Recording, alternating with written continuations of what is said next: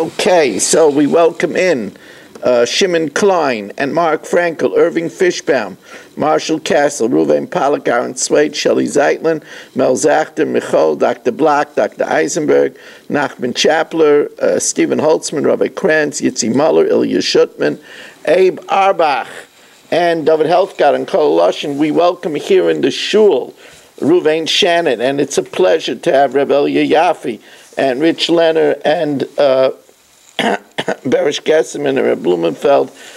It's great to have everybody here this evening. And tonight we are learning for a Chaver Adaf of ours who's having open heart surgery tomorrow. Yitz Fuchs is having open heart surgery tomorrow. Yitzchak Mordechai ben Esther Bracha. Yitzchak Mordechai ben Esther Bracha. He should have a refuah shalema b'seich shachar Yisrael. Surgery should go successful, easy. He should recover quickly and be better than new.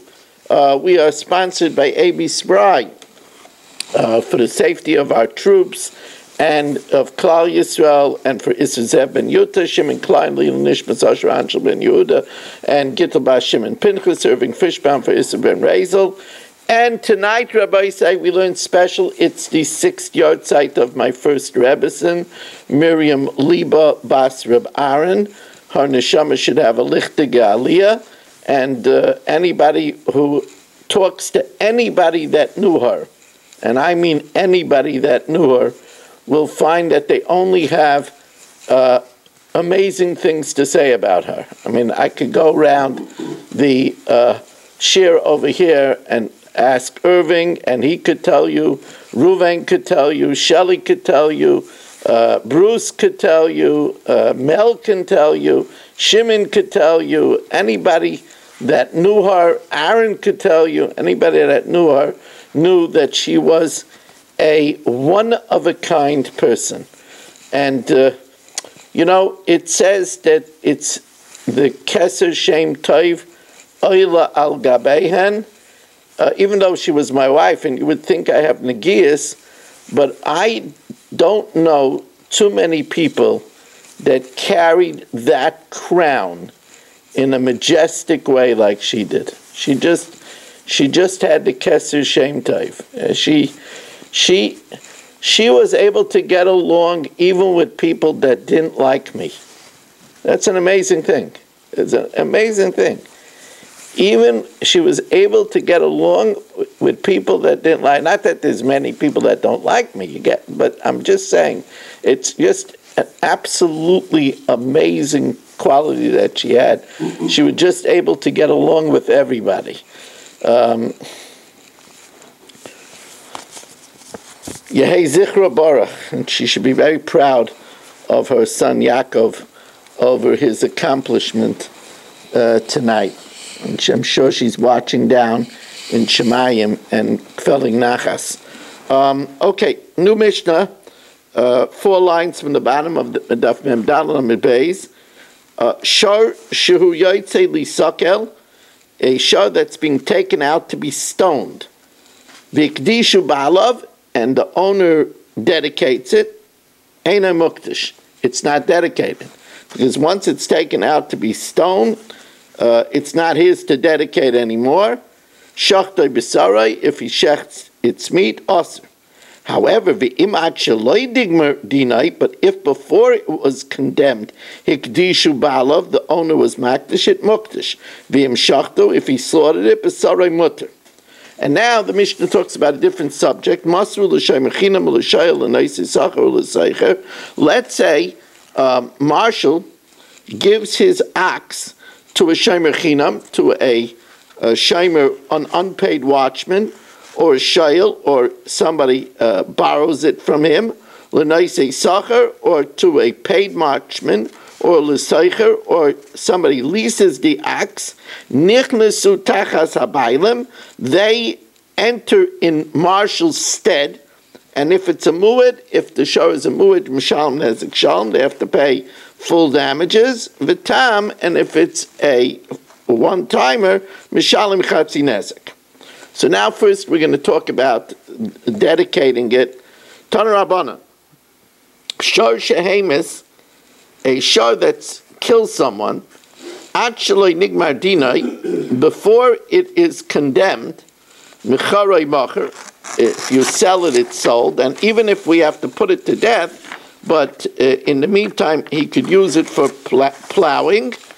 It's sold for plowing, and hikdishay mukdash. If you dedicate it, it's dedicated, and that means that if somebody benefits from it in the interim, the person is ma'il and he has to bring a carbon. Shachtai, if you shecht it, basarei mutter, the basar is mutter.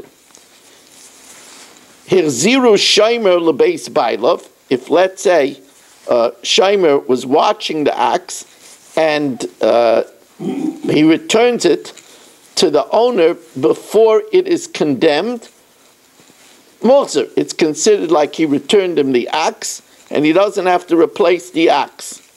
However, mishenigmar dinai, once it is condemned to die, then mecharay, once it's condemned, and therefore it has to be stoned, mecharay eina macher, the sale is not a sale, hikdisha eina mukdash, if he's makdash, it's not mukdash, shechatai, if he slaughters it, besaray achzer, and ichziru shaimer lebeis balav, and if the shaimer returns it to marshal after it's condemned, eina moser, he can't say, Hari shalcha lefanecha, here is what is yours before you, and I'm not responsible. Rabbi Yaakov says, Af mishenigmar dinai, even after it's condemned, hirziru shaimer lebalav, if the shaimer returns it, moser, he could say, Hari shalcha lefanecha. So the Gemara says, Lema b'hakam ifligi. Let's say they're arguing as follows. Rabbanan sabrei, ein oimrim b'isur hana, Hari shalcha lefanecha. You can't say with isur hana, that which is yours, I'm returning to you. Rabbi Yaakov saver, and Rabbi Yaakov says you could say it even with isur hana. Rabbi Yaakov saver, oimrim b'isur hana, Hari shalcha lefanecha. Says that can't be the machlokes. Amar Rabba dekule alma oimrim b'isur hana. Everybody holds that normally with isur hana you could say Hari shalcha lefanecha. You could say that which is yours, I'm giving back to you, because if it wasn't the case, yet everybody holds that by chametz b'Pesach, if let's say somebody took a loan of 5 barrels of beer from Marshall and it went over Pesach, which we know after Pesach, chametz achar Pesach asur b'hana, but everybody agrees that he could take the 5 barrels of beer and return it back to Marshall after Pesach. So we see that everybody holds that by Isur Hana you could say Hari shalcha lefanecha. Ella, the problem over here is hacha begoimrim dinoi shel shar shaloi b'fanav kamiflegi. The problem is can you issue the verdict against the shar when it's not around? Can we condemn the shar to death when the shar is not present? The Rabbanan hold ein goimim dina shel shar ela b'fanav. You can't condemn the shar except in its presence, and therefore the Rabbanan hold that Marshall could say when after the verdict, let's see, who was it? Shelley. He has that guilty look written all over his face, right? So after the verdict, when Shelley wants to say to Marshall, Hari shalcha lefanecha, Marshall will say, oh no, don't tell me that. If you would have returned it to me before, I would have made it disappear. So they can't issue a verdict against it. The Rabbanan Sabre ain't going Medina shel shar ela b'fanav. The Amalei, and therefore Marshall could tell Shelley, if you would have returned it to me, have a marakna leila agma, I would make it disappear in the marsh. But hashta tafsesei l'turai, you let my tur be in the hands, be with somebody that I can't talk with, because now they're going to condemn my acts. and therefore he can't return it after the Nigmar Din and say, Arishal Chalafanecha, because Marshal will say, don't tell me Arishal Chalafanecha, you should have returned it before the verdict when I could have made it disappear. Rabbi Yaakov says that Marshal can't claim that, because Rabbi Yaakov holds that they could issue a verdict against the Shar even if the Shar is not present. Because what's the Shar going to do? He's going to argue on his own behalf? Rabbi Yaakov Savar Goimrim Dina Shel Shar Shaloi B'fanav. The Amalei, therefore, Shelley will tell Marshal, Saif Migmar Havi Gomerlei Ladina. They will anyway convict your Shar, whether it's there or not. So the Gemara says, my time in the Rabbanan. What's the reason the Rabbanan hold that we can't issue a verdict unless the Shar is present? Because the Torah equates the fate of the Shar to a fate of a human. Hashar Yisakel v'gam ba'ol of Yumas. Kamisas haBailim, like the death of Bailim, kach misas Hashar. Ma Bailim b'fneim, we can only convict a human if he's present. Av Shar b'fanim, so also we can only convict the Shar if he's present. Rabbi Yaakov says no, there's no sense in that equation. Bishleim Bailim, we need the owner to be there so he could defend himself. B'nei Tananinu. Elashar bar Tanaiso, is the Shar going to defend itself? And therefore there's no reason to have the Shar present. Now, Masru l'shaymer chinam u'l'shayel. So here, Marshal hands his axe to a shaymer chinam, a shayel, a nicer sacher, or a seicher. Tan Rabbanan. Arba nichnasu tachas habaylim. There are 4 people that enter in the place of the owner. Remember, Marshal is the owner of the axe. 4 people enter in his stead.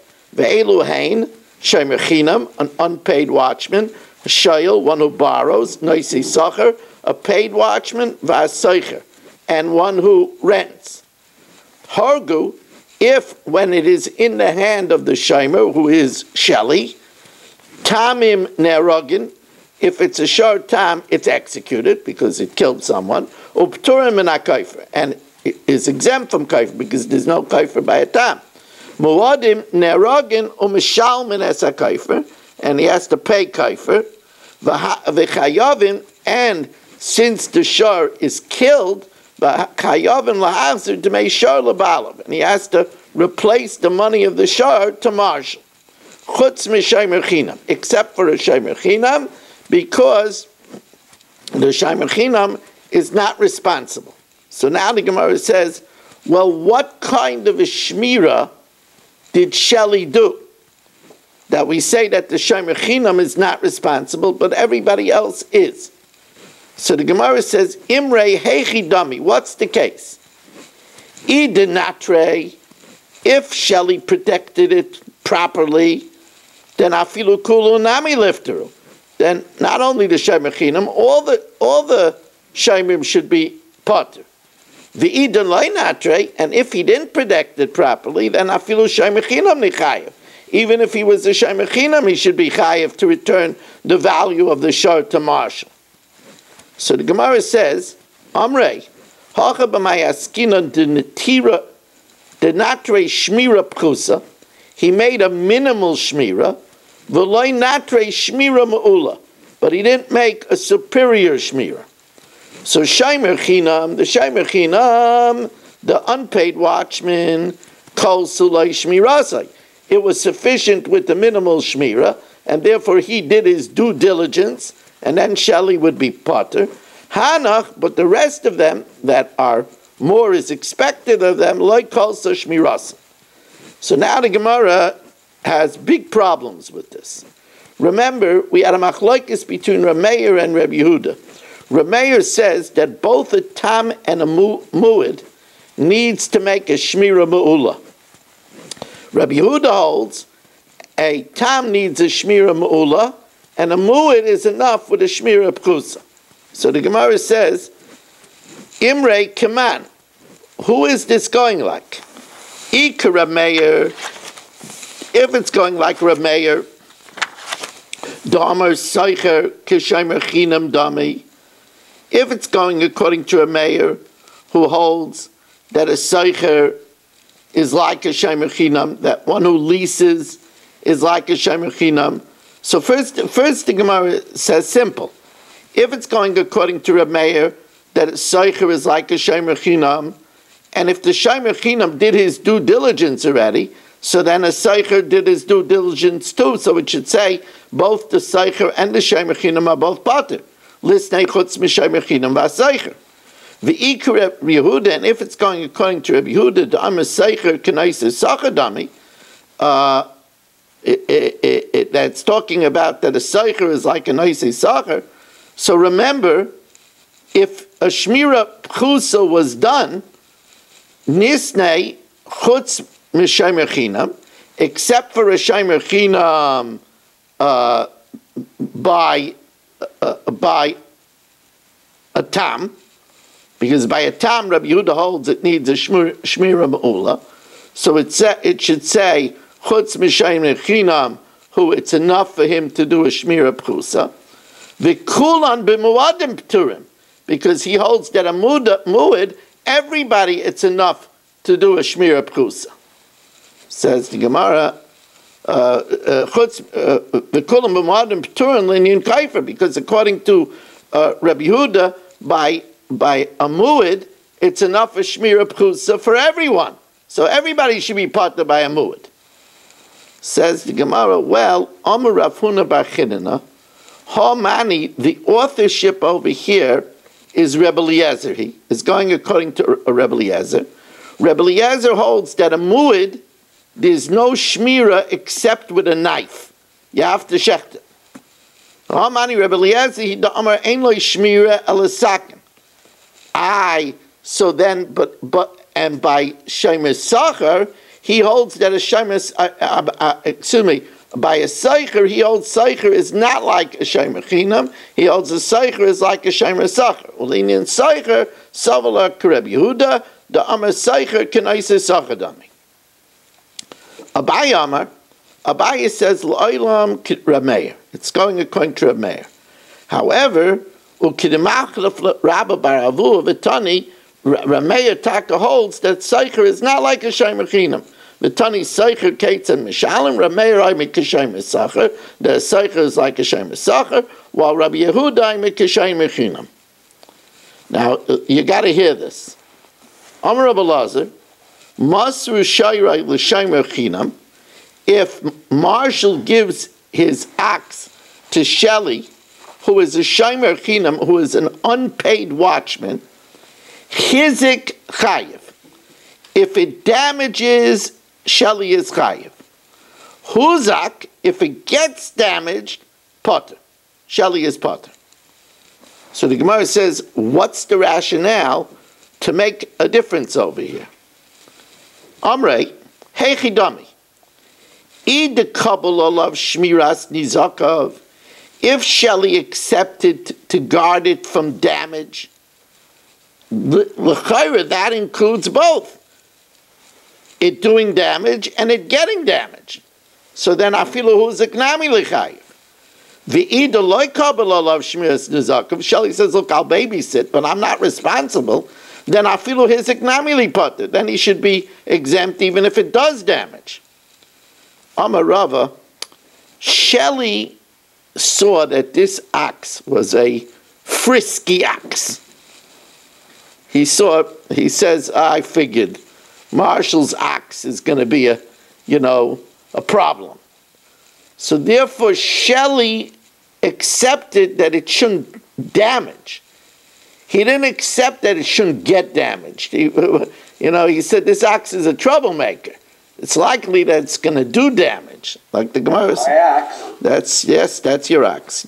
He's proud of it. Amar Rava, la'olam shekibel olav shmiras nizakav. He accepted that it shouldn't do damage, but he noticed that this axe was a gorer. It was a troublemaker. V'stama de milsa, and the assumption is the loy ozel ihu mazik achrine, that it shouldn't hurt someone else. Kabbalalei, the asi achrine maskele, that somebody else won't come and damage it. L'didei, to it loy asik adaite. That Shelley didn't think to accept upon himself. Kashru ba'alav b'moseira, says the Mishnah, if the owner ties it with a rein, with a rope, or v'nal b'fan of karai, or he shut the barn with a door that could stand up to normal situations. So v'yotzav v'hizik, it goes out and damages. So that's a shmira pchusa, a minimal shmira. Echad tam ve'echad mud chayiv divrei Rameir. Rameir is of the opinion that both a tam and a mud need a shmira ma'ula. If you only tied it with a rope, or you only closed it with a regular door, that's a shmira pchusa. If it goes out and does damages, you're chayiv divrei Rameir. Reb Yehuda Omer tam chayiv. If you only made a shmira pchusa for a tam, you're chayiv. It's counterintuitive. But umuad potter. But for a muad, you're potter, because by a muad, it's enough for shmira pchusa. Shenema v'lo yishme. By a muad, it says v'lo yishmerenu ba'olav v'shameru zeh, and this is considered guarded. So for a muad, you're potter from the nezik sham. Now the Gemara is going to explain that according to Reb Yehuda, when we say you're potter, it doesn't make sense. For a tam, you have to make a better shmira, and for a muad, you have to make less. What Rabbi Yehuda says that your pottery means your potter for the second half payment. The first half payment, it's not any different than a tam, that you're chayiv. But your potter from the second half payment, because for the second half payment, they said it's enough for shmira pchusa. Now, Rebbe Eliezer says, a muad, there's no shmira that will exempt you except if you shechter. Rebbe Eliezer says, ein lo shmira ela sakin. So now the Gemara wants to know what's the reason of Rameir, that Rameir holds that it's the position of Rameir that for both a tam and a muad you need to make a shmira ma'ula. What's the reason of Rameir? So my time of the Rameir, kasavar stam shmorim lav b'cheska shimur kaimei. Most oxen, they're not considered to be watched. The Amar Rachmana, and the Torah says, tam, nichayiv, you should be chayiv. Why? Because you have to make at least a minimal guardianship. Hadam Rachmana, v'lo yishmerenu gabe muad, it adds that, and you didn't protect it by the muad, so that's a second time that it says you didn't protect it, so that comes to add a shmira ma'ula. The nibayla shmira ma'ula. So at first glance, it seems to be a tam needs a shmir pchusa, and a muad that adds an extra lo yishmerenu needs a shmir ma'ula. But then we learn out tam for muad with gzeira shava negicha. V'yolef negicha l'tam negicha l'muad. So we learn out the tam for muad, and just like a muad needs a shmir ma'ula, so a tam also needs a shmir ma'ula. That's the position of Rameir. Rabbi Yehuda savers stam shmarim b'cheska shimur kaimei. Most shmarim are considered to be guarded. Amar Rachmana, the Torah says, tam nishalim. Why? Because it's not enough that it's guarded. You have to make extra guardianship. You need to make more than enough. In other words, a tam is considered guarded, so that's considered already as a shmira pchusa because it's considered b'cheska shimur. Then it says by a tam you're chayiv, that means it's not enough a regular shmira, it needs to have a shmira ma'ula. Hadam rachman v'lo yishmerenu gabe muad, which would be a ribui achar ribui. You can't have more than a shmira ma'ula, so that's a ribui achar ribui. The navale shmira ma'ula, but we already know that by a tam, so why does it have to say it again by a muad? So when we have a ribui after a ribui, there's a rule that a ribui after a ribui comes l'mayit. Have a ribui achar ribui, vein ribui achar ribui el l'mayit. It's like a double positive, like a double negative. So if you have a ribui after a ribui, it comes to exclude. And therefore, miyad akasav l'shmira mu'ula. The Torah says that mu'ud, it's enough a shmira mu'uta, and a tam needs a shmira mu'ula. The chitema, why don't we say then that we should say the gzeira shava? The chitema negicha l'tam negicha l'mu'ud. that we should say that just like a tam needs a shmira ma'ula, we should learn out the Gezei Shava that the mu'ud also needs a shmira ma'ula. Ha'miyat Rachmana, the Torah says, "V'lo yishmerenu l'zeh." We don't guard this one, or maybe say the other way around, that just like you need, it's enough to have a shmira prusa by a mu'ud, it should be enough to have a shmira prusa by a tam. So it says, "V'lo yishmerenu l'zeh." It's enough if you just, it's only if you didn't watch it at all by a mu'ud, l'zeh v'loy la'acher. And therefore, by tam, you need a shmira ma'ula, and by a mu'ud, it's enough with a shmura miyuta. Says the Gemara, but why is lo yishmerenu extra? You need to have a lav, that you're over a lav if you don't guard it. Says the Gemara, but then it would be enough to say v'lo yishmar. Im kein rachmana v'lo yishmar. My v'lo yishmerenu, it means l'zeh v'lo la'acher, that it's enough a shmira prusa by a mu'ud, but you need a shmira ma'ula by a tam. Tanya, we learned in a brisa, Rabbi Eliezer ben Yaakov Omer echad tam ve'echad mu'ud sheshamru shmira prusa potter. Ooh, Rabbi Eliezer ben Yaakov says both a tam and a mu'ud, that you make a shmira prusa, that you make a minimal shmira potter. Why? Because he learns my timer Savalak Reb Yehuda the Amar Muad b'Shmira Prusa Sagile, because of the Riboy Acha Riboy, it's enough with a Shmira Prusa. V'yalech Negicha L'Tam and Negicha L'Muad, and he doesn't hold of the Miyat of Lo Yishmerenu L'Zev Lo L'Acher, but rather he learns out Negicha from Muad to Tam, just like by a Muad, it's enough with a Shmira Prusa, so also by a Tam, it's enough with a Shmira Prusa. But now, remember we have the big question. Does it make sense that according to Reb Yehuda, a tam which only never gored yet needs a shmira ma'ula, and a mu'ud doesn't need a shmira ma'ula? The mu'ud is enough with a shmira pchusa. So Amar Rav Ada bar Ava li poter Reb Yehuda el etzad hador shebai. In other words, if you do with a mu'ud a shmira pchusa, the only thing you're poter is the second chatzi nezek. But the first chatzi nezek, you're chayiv as if it was a tam. For the first chatzi nezek, you're chayiv because you didn't do a shmira ula. Aval tzad tamas b'mekayma oimedes. But the tzad tamas remains in its place. I think we're going to stop over here and save the last Gemara for tomorrow. And remember, tomorrow the shir is at its normal time at 8 o'clock. Also, remember that the Mishnah Yomi I already did. It's on Koloshin and YouTube and TorahAnytime.com, of course. Also, I put on YouTube a shir that I gave in Kew Garden, Queens 9 years ago about how to enhance our marriage. It's an hour and 25-minute share about marriage, which is a delight to watch with your spouse. I just put that on YouTube today, and there's also a share that I gave on Vayigash in 2015. That's also on YouTube. Thank you very much for accommodating me with the change of the time, and have a good evening.